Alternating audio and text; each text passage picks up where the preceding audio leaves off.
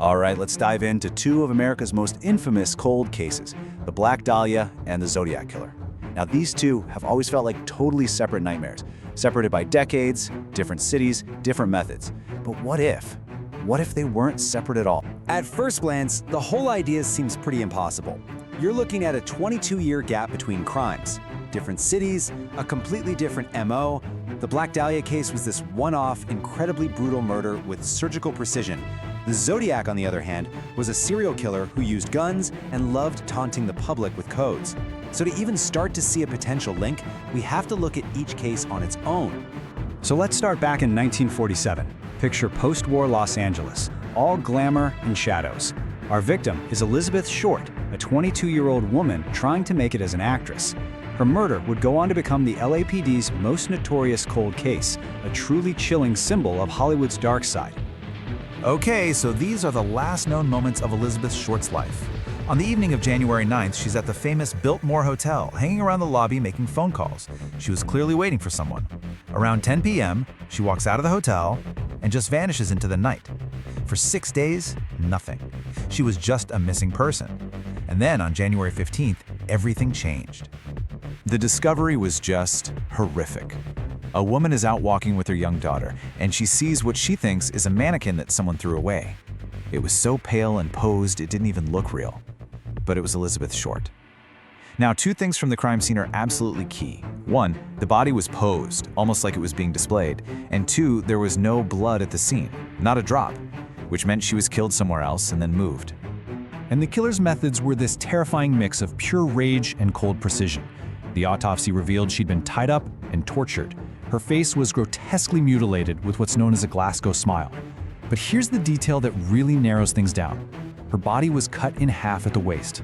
Now, this wasn't just some random hacking. It was a specific surgical procedure called a hemicorporectomy, something they were actually teaching in medical schools back then. This tells us one huge thing. Our killer probably had medical training. Okay, now let's hit the fast-forward button. We're jumping 22 years into the future and heading about 380 miles north to the San Francisco Bay Area. A whole new kind of terror was about to begin, and it seemed to have absolutely zero connection to that cold case down in LA. Yeah, unlike the silent, ghost-like killer in Los Angeles, the Zodiac was a full-blown media terrorist. He didn't just kill people, he used their murders to spread fear across the entire region. He would attack couples in these quiet, secluded spots, and then, instead of disappearing, he would call the police and write to the newspapers, signing off with that infamous crosshair symbol. But the Zodiac's real defining feature? His ego, his love of the game. He sent a whole series of taunting letters and these incredibly cryptic ciphers to the authorities, practically daring them to figure out who he was.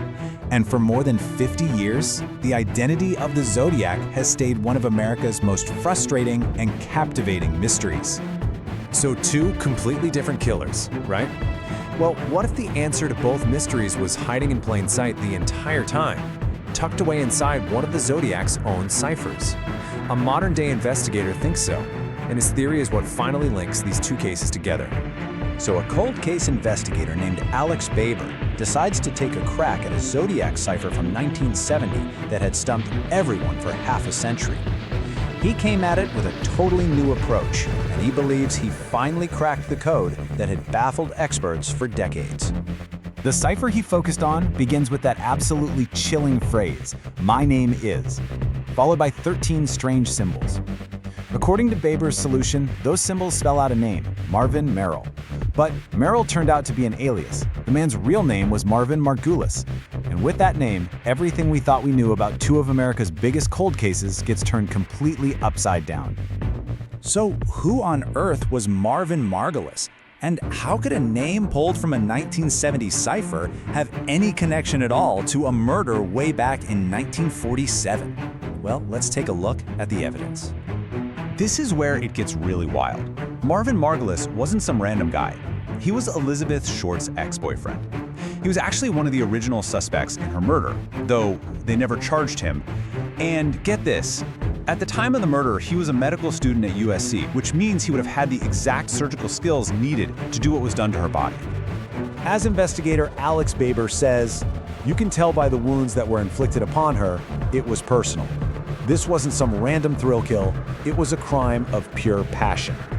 The theory suggests the whole thing was a brutal act of revenge by a jealous ex-boyfriend, Marvin Margolis. And then there's this little piece of information that is either the world's biggest coincidence or a massive clue. Baber believes Elizabeth Short was killed at a motel in LA. And the name of that motel back in 1947? You guessed it, the Zodiac. The theory is that this is where the killer got his name when he decided to start his second reign of terror 2 decades later. The circumstantial evidence just keeps piling up. Look at this comparison. On the left, that's the official police sketch of the Zodiac killer from 1969, based on eyewitness accounts. On the right, that's a photo of Marvin Margolis. I mean, you have to admit, the resemblance is pretty striking. And then there's one last, deeply chilling detail. Marvin Margolis died in 1993. When his belongings were gone through, a sketch was found. It was a drawing of a nude woman, and he had titled it simply Elizabeth, the name of his alleged very first victim. So, where does all this leave us? We've got a suspect with a clear motive, the means, and the opportunity to commit the Black Dahlia murder. And we also have this whole string of circumstantial ties to the Zodiac killings. But is it really enough to close the book on 2 of America's most legendary cold cases? Let's break it down. On one side, the case for the theory is pretty compelling. You have a suspect who knew the victim, had the medical skills, a possible origin for the Zodiac name, and he looks a lot like the police sketch. But, and this is a big but, the arguments against the theory are huge. The whole thing hinges on a cipher solution that many experts still dispute. There's 0 direct physical evidence linking Margolis to either crime. And that 22-year gap with a completely different MO is a really tough hurdle to get over. So, what do you think? Does this theory finally unmask one of America's most monstrous serial killers? Or is Marvin Margolis just another name, another ghost, in an investigation that's been haunted by them for decades? Without a confession, without definitive DNA, we just might never know for sure. But it definitely makes you rethink everything you thought you knew about these 2 unforgettable cases.